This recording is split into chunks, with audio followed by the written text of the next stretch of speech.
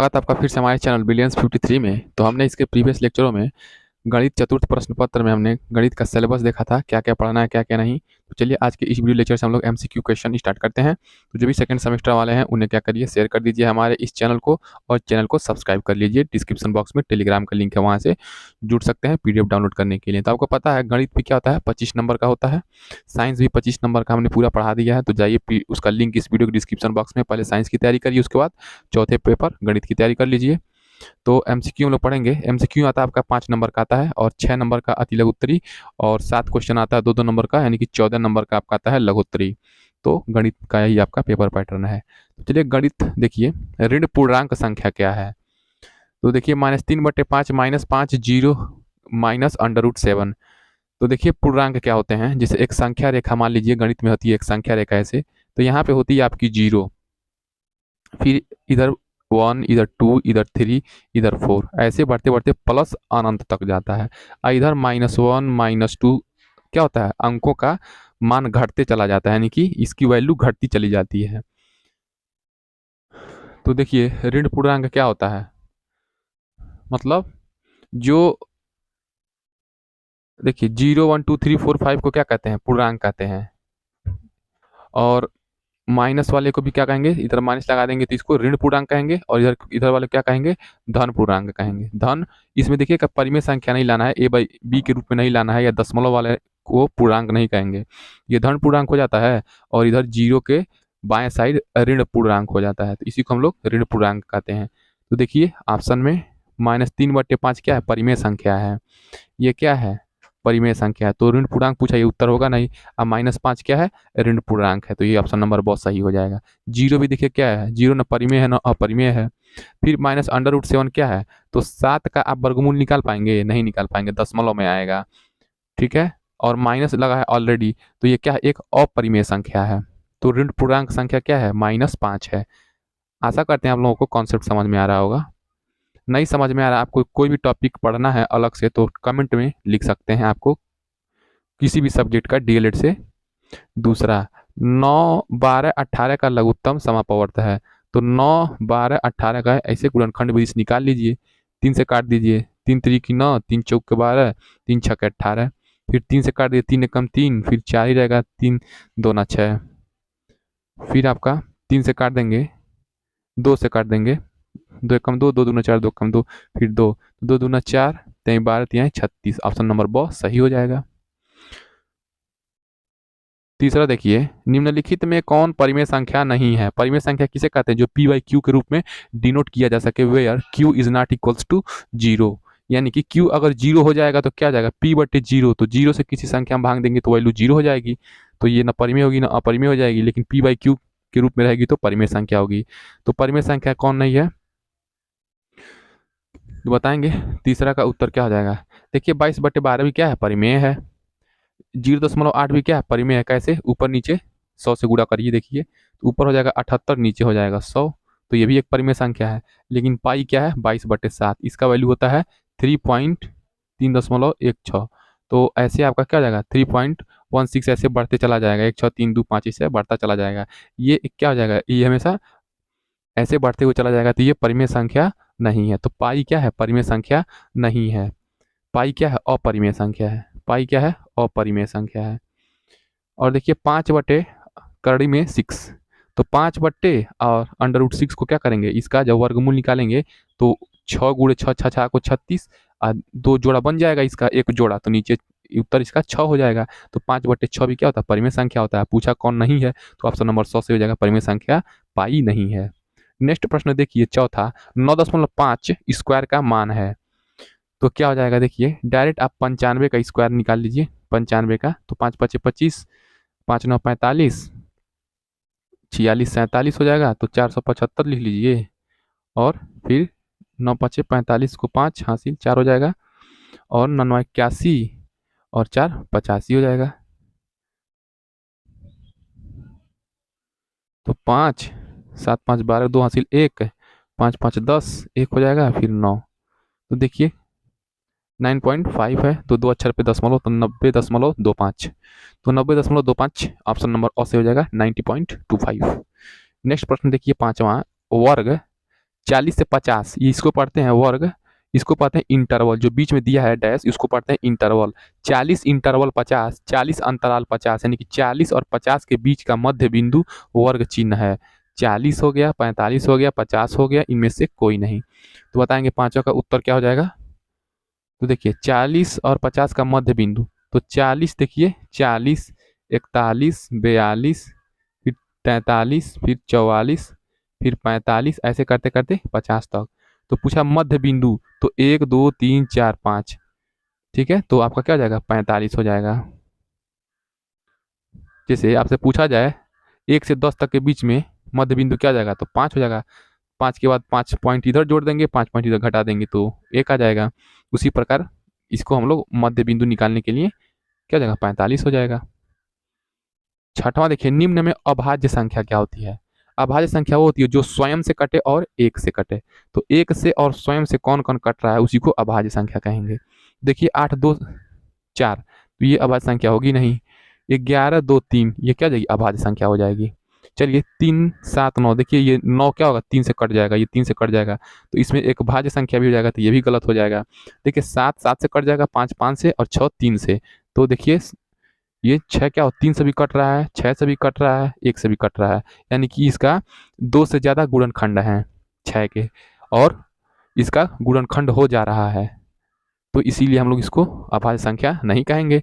11 देखिए 11 से कटेगा और 1 से कटेगा। 2 किससे कटेगा, 1 से कटेगा, 2 से कटेगा। 3 किससे कटेगा, 1 से कटेगा, 3 से कटेगा। ऑब्वियसली हम लोग यहाँ पे देख सकते हैं ऑप्शन नंबर बहुत सही हो जाएगा, जो सही है, क्योंकि अभाज्य संख्या जो 1 से और स्वयं से कटे। सातवां उत्तर देखिए, परिमेय संख्या -3/4 का योगात्मक एवं गुणात्मक प्रतिलोम। तो सातवां का उत्तर देखिए क्या हो जाएगा, -3/4 का योगात्मक प्रतिलोम क्या हो जाएगा, +3/4 हो जाएगा। योगात्मक प्रतिलोम मतलब क्या होता है, यानी कि ऐसा -3/4 में क्या जोड़ें कि जीरो हो जाए, तो -3/4 में +3/4 जोड़ देंगे तो जीरो हो जाएगा। अब कहा है -3/4 का योगात्मक निकालिए, 3/4 आ गया। अब इसका गुणात्मक मतलब इसमें क्या गुणा करें कि 1 आ जाए, यानी यहाँ पे क्या गुणा करें कि उसका उत्तर 1 आ जाए। तो हम लोग गुणा क्या कर देंगे, 4/3 से गुणा कर देंगे तो 1 आ जाएगा। तो हमारा उत्तर क्या हो जाएगा, 3/4 और 4/3। तो 3/4 और 4/3 कहाँ पे है, तो सातवां का उत्तर क्या हो जाएगा, सातवां का उत्तर बताइए।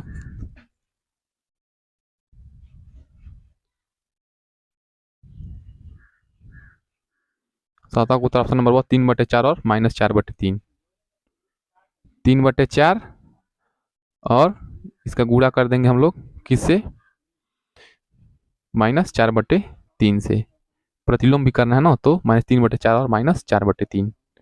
नेक्स्ट प्रश्न देखिए आठवां, निम्नलिखित में से रेखीय समीकरण लीनियर इक्वेशन कौन सा नहीं है। लीनियर इक्वेशन उसे कहते हैं जिसकी घात 1 हो, जिसका पावर 1 हो। तो देखिए किसका पावर 1 नहीं है, तो यहाँ पे दिख रहा है, यहाँ पे पावर 1 नहीं है, ऑप्शन नंबर 100 सही हो जाएगा। आठवां का 2, ये क्या है द्विघात समीकरण है, बाकी सब रेखीय समीकरण नहीं है। तो रेखीय समीकरण ये है क्योंकि पावर 1 है, ये भी रेखीय समीकरण क्योंकि पावर 1 है, इसका भी पावर 1 है, इसका भी घात 1 है। तो जहाँ पे घात 1 रहेगा उसको रेखीय समीकरण कहते हैं, और जहाँ पे घात 2 रहेगा उसे द्विघात समीकरण कहते हैं। तो उत्तर में हमारा ऑप्शन नंबर 100 सही हो जाएगा, यानी कि ये क्या है रेखीय समीकरण नहीं है। नेक्स्ट प्रश्न देखिए नौवां, -16 का योगात्मक प्रतिलोम, यानी कि -16 में क्या आप जोड़ेंगे कि जीरो हो जाएगा। तो नौवां का उत्तर देखिए, तो -16 माइनस एक सेकेंड, -16 हो गया इसका योगात्मक प्रतिलोम, तो -16 फिर प्लस -16 का क्या हो जाएगा, +16 हो जाएगा योगात्मक प्रतिलोम।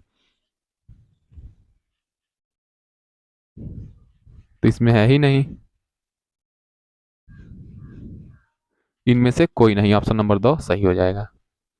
नेक्स्ट प्रश्न देखिए 10वां, जब दो अनुपात, तो मान लीजिए एक अनुपात ए है एक अनुपात बी है, तो जब दो अनुपात समान हो यानी कि ए और बी समान हो तो उनके ऐसे संबंध को क्या कहते हैं। मिश्रित अनुपात, सरल अनुपात, समानुपात, इनमें से कोई नहीं। तो 10वां का उत्तर क्या हो जाएगा, 10वां का उत्तर आपका हो जाएगा समानुपात। इसको क्या कहते हैं, समानुपात। जब दोनों समान अनुपात में है तो समान अनुपात। 11वां, समानुपाती पदों 20 संबंधे 30, इसको पढ़ते हैं संबंधवान 60 संबंधे 90। तो बताइए इसके बीच में 20 और 60 ही मध्य पद हैं, 30 और 90 बाह्य पद हैं, 20 और 30 बाह्य पद हैं, 30 और 60 ही मध्य पद हैं। तो थोड़ा सा ये कठिन हो जाता है आपके लिए। तो देखिए पहला ऑप्शन पढ़िए अ, 20 और 60 ही मध्य पद हैं, 20 और 60 ही मध्य पद हैं नहीं, ये तो बीच में है ही नहीं। बीच में क्या है, 30 और 60 है। जैसे 20 हो गया, फिर 30 हो गया, फिर आपका 60 ही हो गया, फिर आपका 90 हो गया। तो 20 और 30 और 60, 30, 90, 30 इसके बीच में हो जाएगा, 10 गैप इसके बीच में हो जाएगा।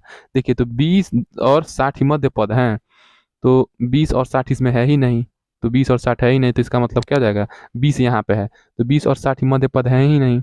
मध्य पद तो ये हो जाएंगे बीच वाले पद।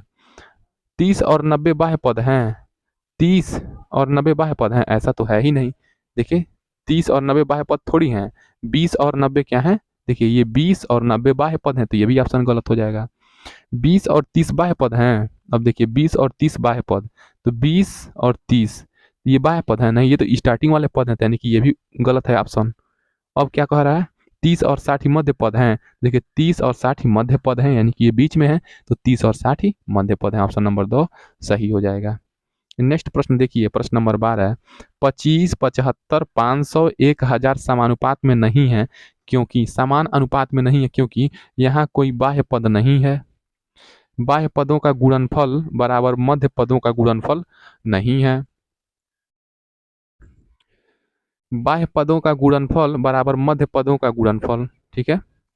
मध्य पदों का गुणनफल 37, 50 है, तो बताइए, देखिए आपका ए हो गया, बी हो गया, सी हो गया, डी हो गया, अगर कोई ये संख्या है, अगर ये इनका समानुपात है, ए संबंधे बी समानुपात सी संबंधे डी, इसको हम लोग लिखते हैं ए बाई बी बराबर सी बाई डी, ठीक है। तो यहाँ कोई बाह्य पद नहीं है, तो बाह्य पद है नहीं, 25 है और 100 है, तो ये भी ऑप्शन गलत हो जाएगा 12 का, ठीक है। बाह्य पदों का गुणनफल, अब देखिए बाह्य पदों क्या है, 25 और 1000 का गुणा करेंगे कितना हो जाएगा, तो 25,000 हो जाएगा। तो 25,000 बराबर मध्य पदों का गुणनफल नहीं, बराबर मध्य पदों का गुणनफल क्या हो जाएगा, ये, तो गुणा करिए, तो 25 हो जाएगा, 5 5 25, और 5 और 7 35, 36 37 हो जाएगा, 37, और फिर आपका 2 जीरो हो जाएगा, तो ये 37,000 का गुणनफल बराबर नहीं है, तो ये बात एकदम सही है, यानी कि 37,500 आ रहा है, यहाँ पे 25,000 आ रहा है, ठीक है। तो ये बात क्या कहा है, एकदम सही कहा है। तो बाह्य पदों का गुणनफल बराबर मध्य पदों का गुणनफल नहीं है, यानी कि ये बाह्य पदों का गुणनफल और ये मध्य पदों का गुणनफल बराबर नहीं है, इसीलिए क्या है, ये समानुपात में नहीं है। समानुपात का रूल ही यही है कि ए बाई बी बराबर सी बाई डी में तो क्या होना चाहिए, ये इसका गुणनफल और इसका गुणनफल क्या होना चाहिए, बराबर होना चाहिए, तभी क्या होगा, समानुपात में होगा। बाकी का ऑप्शन हम चेक करेंगे ही नहीं, हमको उत्तर सही मिल गया।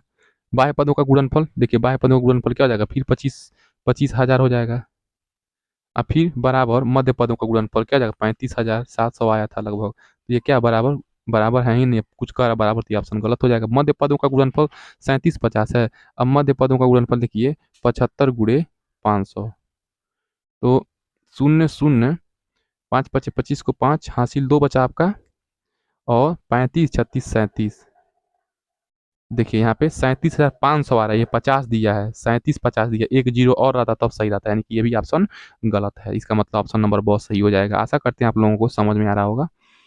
प्रश्न नंबर 12 नहीं समझ में आ गया तो कमेंट कर देंगे आप लोगों को क्या नहीं समझ में आ रहा है। प्रश्न नंबर 13, निम्नलिखित में से कौन सी परिमेय संख्या नहीं है।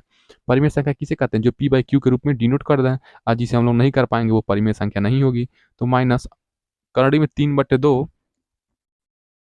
पाई 0.69 5/16, तो परिमेय संख्या है ही ये, कर्ण में 3, कर्ण में 3/2 है ही पी बाई क्यू के रूप में, लेकिन पाई क्या है, परिमेय संख्या नहीं है, ऑप्शन नंबर ब सही हो जाएगा। 0.69 है ये, 6/9, इसको हम लोग कर देंगे 100, इसको इसको कर देंगे 5/√16 का मान 4 हो जाएगा, तो 5/4 हो जाएगा, तो यानी कि परिमेय संख्या नहीं है कौन, पाई परिमेय संख्या नहीं है। नेक्स्ट प्रश्न देखिए, नेक्स्ट प्रश्न क्या है, प्रश्न नंबर 14, धन पूर्णांक 3a + 5 के ठीक बाद का धन पूर्णांक।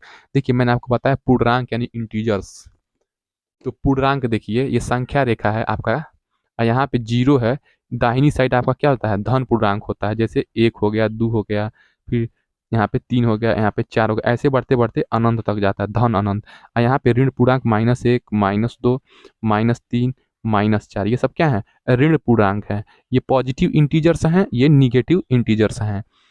ठीक है, तो धन पूर्णांक 3a प्लस 5, माना ए का कोई वैल्यू होगा, कोई जरूर नहीं कि हमेशा हम लोग पूर्णांक को उसमें भी लिखा, हम लोग समीकरण के रूप में भी लिख सकते हैं। तो 3a प्लस ठीक के बाद का धन पूर्णांक क्या होगा, तो हम लोग क्या करेंगे, 3a प्लस 5 में क्या करेंगे, ठीक बाद पूछा है यानी कि धन एक कर देंगे, तो 3a प्लस 6 हो जाएगा। समझ में आ रहा है आप लोगों को, क्योंकि ठीक बाद पूछा है। ऑप्शन नंबर ब सही हो जाएगा, 3a प्लस 6 हो जाएगा।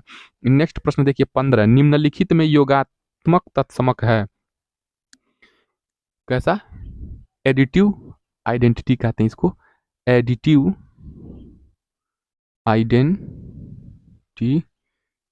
ठीक है, तो बताएंगे मतलब ऐसा तत्समक जिसको हम लोग जोड़ने पे क्या हो, आइडेंटिटी मिले, कोई यूनिक मिले। जैसे जीरो हो गया, एक हो गया, माइनस एक हो गया, इनमें से कोई नहीं, तो योगात्मक तत्समक है।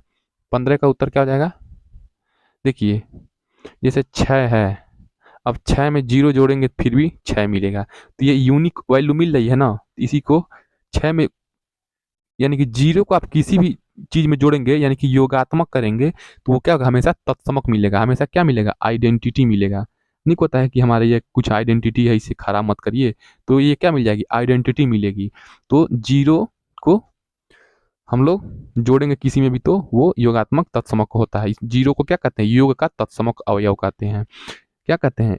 और जीरो को क्या कहेंगे, गुणा का तत्समक अवयव। जैसे 6 में एक से गुणा करेंगे तब 6 मिलेगा, तो गुणात्मक तत्समक क्या होता है, एक होता है। नेक्स्ट प्रश्न देखिए 16, 7/3 का योगात्मक प्रतिलोम। तो 7/3 का योगात्मक प्रतिलोम क्या होगा, देखिए योगात्मक प्रतिलोम, तो 16 का उत्तर बताएंगे।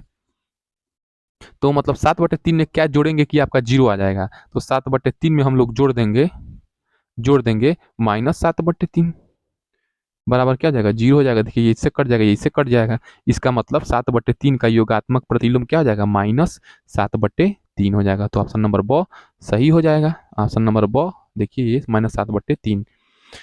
प्रश्न नंबर 17, x² - 1/x+1² का सरलतम रूप है। तो इसको गुणनखंड विधि से करेंगे। देखिए x² को ऐसे कर लेंगे और फिर -1 का स्क्वायर कर देंगे अपॉन, देखिए x+1 का होल स्क्वायर फार्मूला क्या कर सकते हैं, इसको एक में कर सकते हैं x+1, दूसरे कोष्टक में कर सकते हैं x+1। ठीक है, तो ऊपर देखिए क्या हो जाएगा, एक कोष्टक में हो जाएगा ये a² - b² के फार्मूले पे इसको तोड़ देंगे तो x+1 और x-1, फिर नीचे में ये वाला उतर आएगा x+1 और x-1, तो बताएंगे क्या होगा।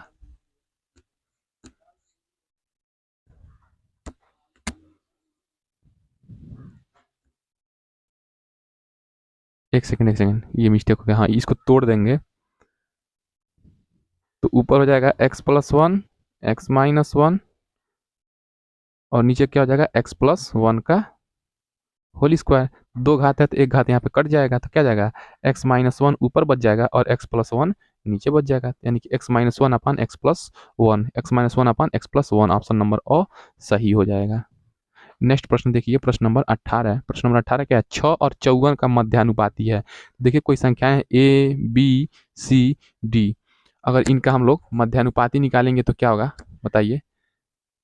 18वां का उत्तर क्या होगा, तो 18वां का उत्तर हो जाएगा आपका ऑप्शन नंबर ब सही हो जाएगा।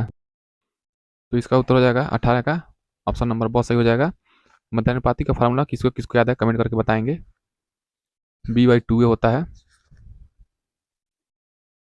तो देखिए बी आपका है 54 और